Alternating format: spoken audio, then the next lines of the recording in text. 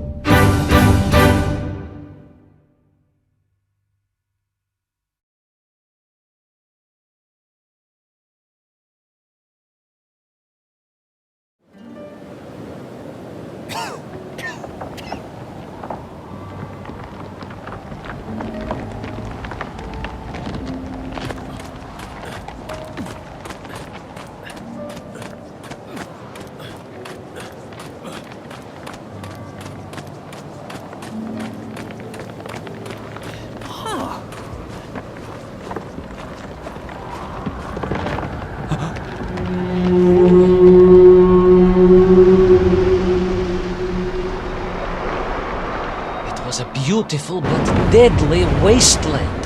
Freezing cold, brutally chilly, enough to kill a man in hours. Yet here you are. Indeed, General.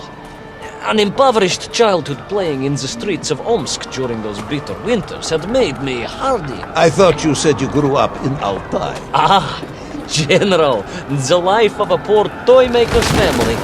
We had to move from place to place just to find work.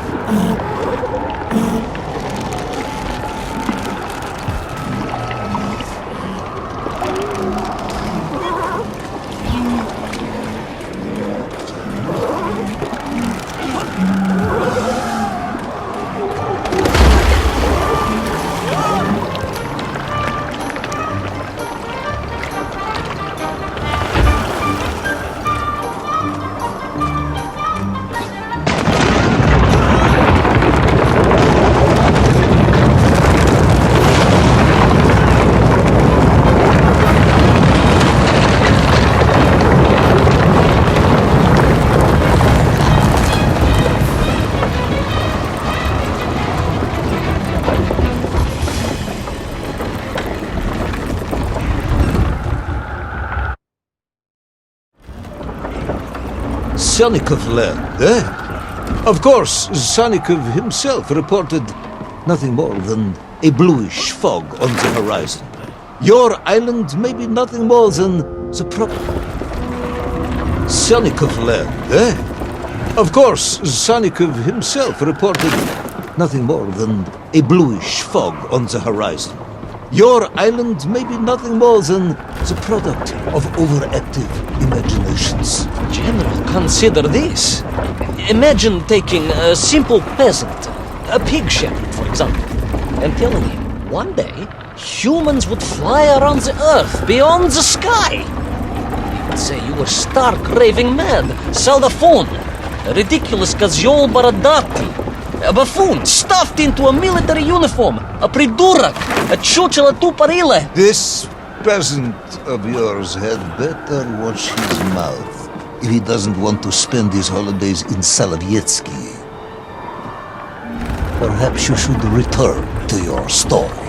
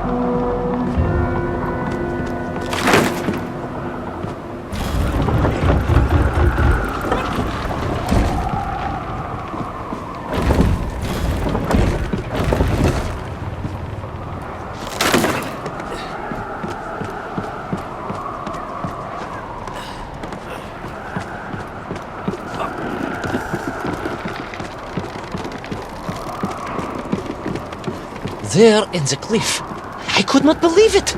A hairy elephant, trapped and frozen in the ice. A mammoth! No, General, a hairy elephant. Who would think such a thing could be?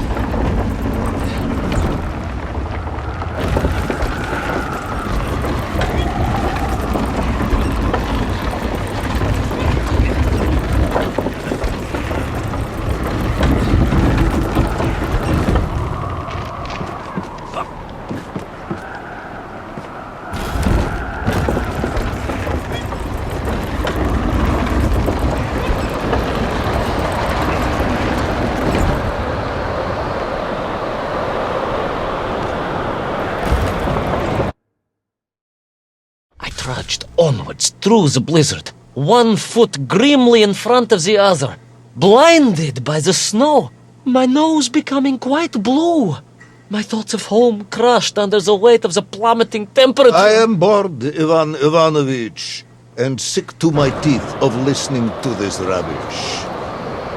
Let us speak plainly now. You will tell me where my bomb is, or I will have you shot.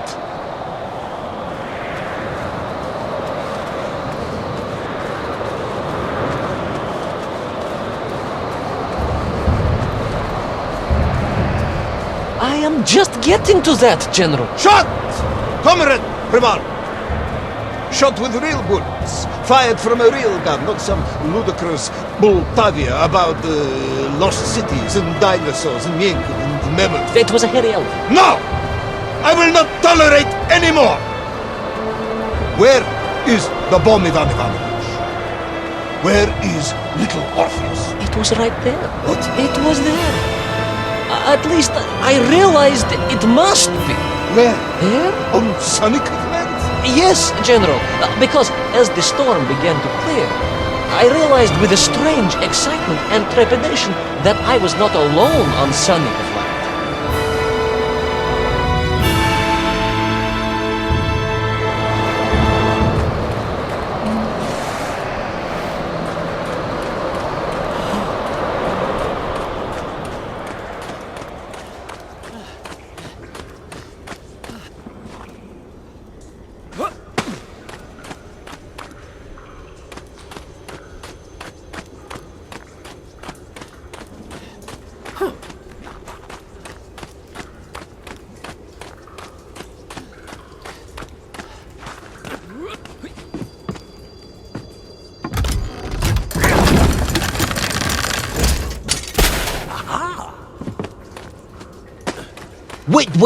Wait.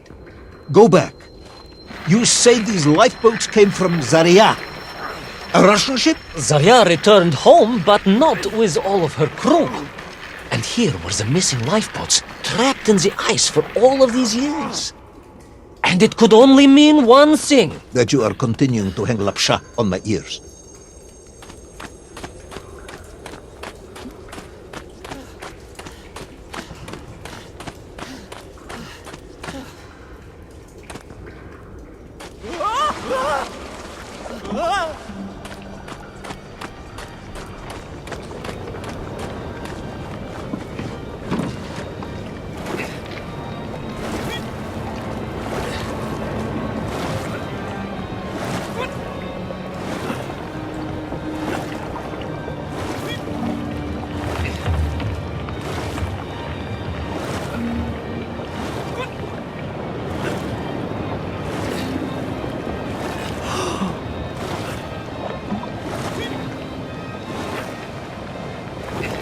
Baron Edward von Toll.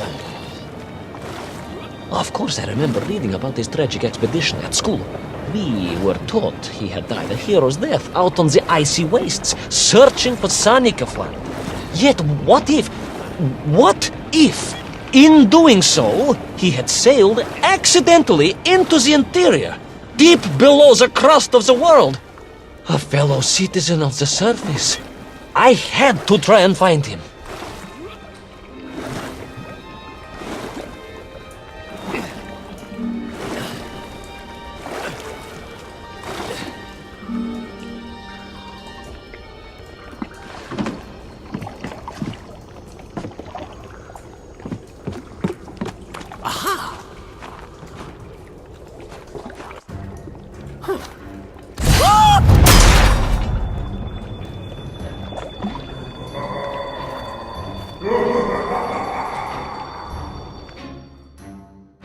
A dead explorer stole my bomb. Not dead, General, but quite insane. Perhaps it was the loss of the arm or the leg, or the long years in isolation. But Toll was clearly mad. You should have got along perfectly then. Oh, how I wish we had. But no, General. Whatever Toll's intention with Little Orpheus was, I had no time to consider it. I was in mortal peril once more.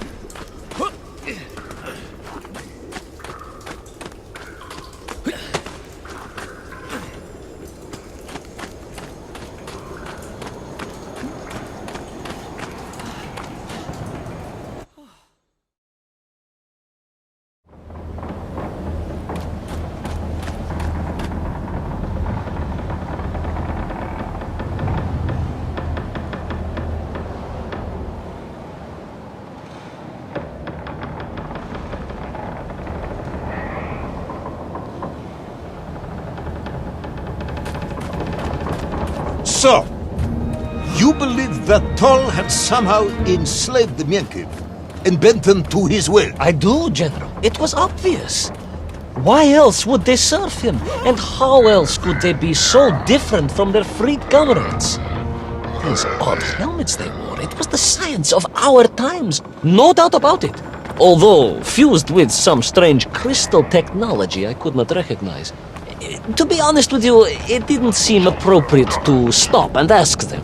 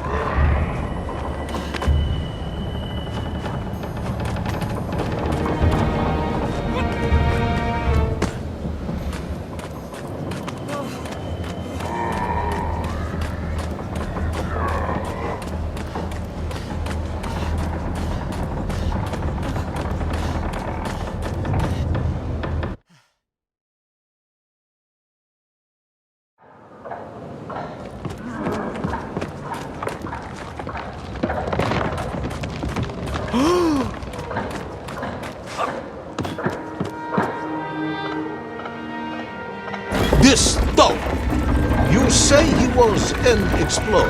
Yes, General, he was. He vanished some 60 years ago. I remember the story well. And you say he stole Little Orpheus? To get home, General. To get home! I think he must have thought he could use the atomic bomb to blast his way back to the surface.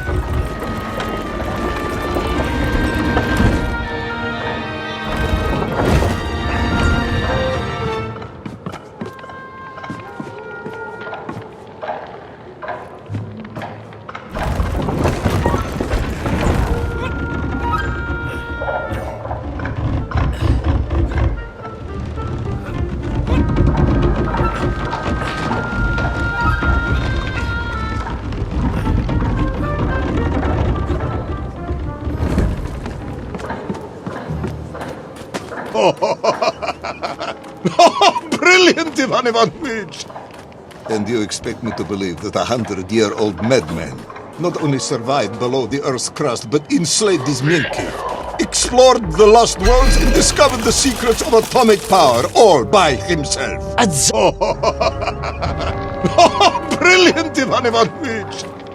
And you expect me to believe that 100-year-old madman not only survived below the Earth's crust, but enslaved his Minkiev, explored the lost worlds, and discovered the secrets of atomic power, all by himself? A Tsarist general!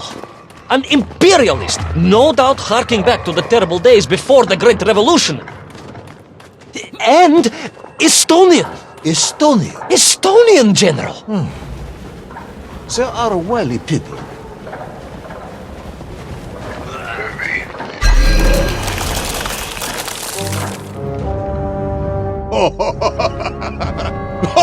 Brilliant, Ivan Ivanovich! And you expect me to believe that 100-year-old madman not only survived below the Earth's crust, but enslaved his Minkiev, explored the lost worlds, and discovered the secrets of atomic power, all by himself? A Tsarist general! An imperialist! No doubt harking back to the terrible days before the Great Revolution! And Estonian! Estonian general! They are wily people.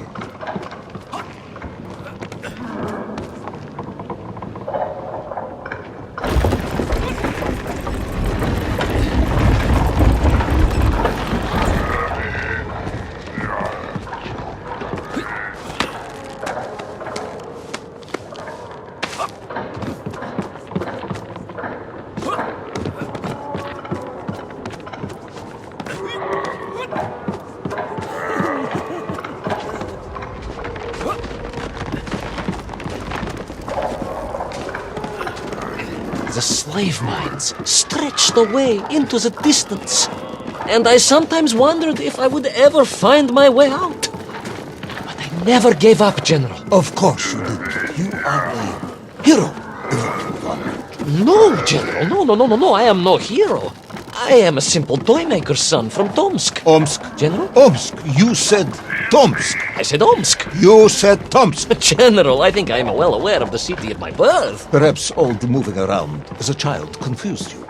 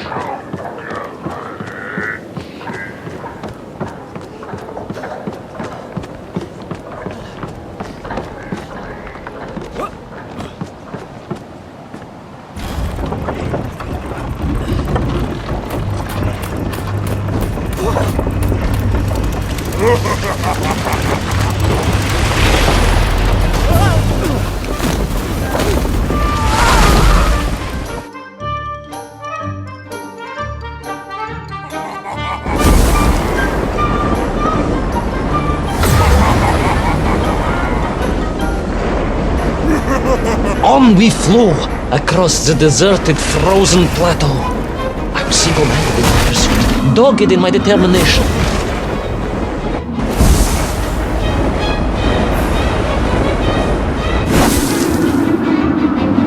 I would take back Little Orpheus and prevent Toll from detonating the bomb. Ah, you are as humble as ever, Tavares. Well, General, you are a great military leader, a great strategist, whereas I am simply the humble son of a watchtoy, toy maker, and driven by patriotic fever with no regard for my own safety. I rushed blindly on.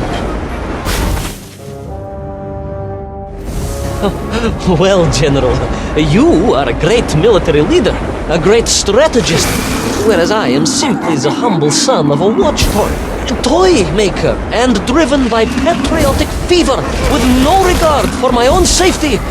I rushed blindly on.